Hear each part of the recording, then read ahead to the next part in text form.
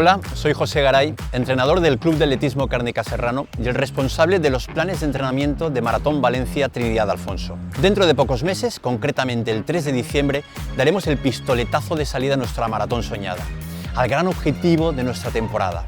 Estoy seguro que muchos de vosotros estáis pensando en ella y además estáis deseando iniciar la preparación. Pues bien, este año, de nuevo, hemos desarrollado un plan específico de 16 semanas que se adecúa perfectamente a vuestras posibilidades de rendimiento. Tendréis la posibilidad de elegir un objetivo de marca, pero debe ser un objetivo de marca real, no un objetivo de marca que esté por encima de vuestras posibilidades. Debe ser un objetivo de marca que os dé mucha confianza en el plan de entrenamiento. El próximo 14 de agosto daremos el pistoletazo de salida a ese inicio del plan de entrenamiento y os estaremos acompañando hasta que crucéis la preciosa pasarela azul en la ciudad de las artes y las ciencias. La planificación está dividida en 5 mesociclos diferentes.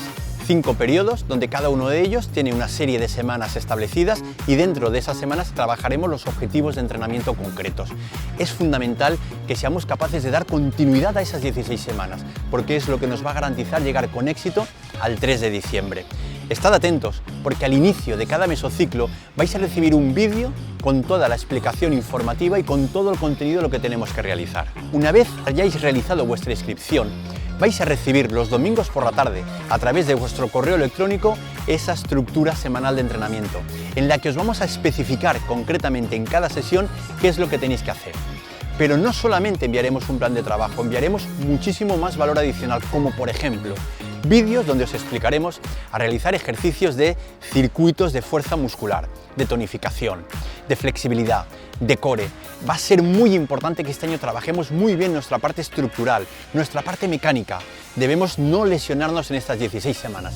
Si damos continuidad, es lo único que nos puede garantizar el éxito el día 3 de diciembre.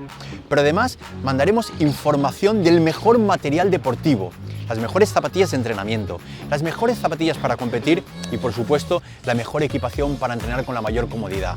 Y como no puede faltar, también habrá que informaros sobre el aspecto nutricional. Necesitamos los mejores nutrientes para realizar el entrenamiento con la mejor y la mayor energía posible. Como veis, nosotros lo tenemos todo preparado.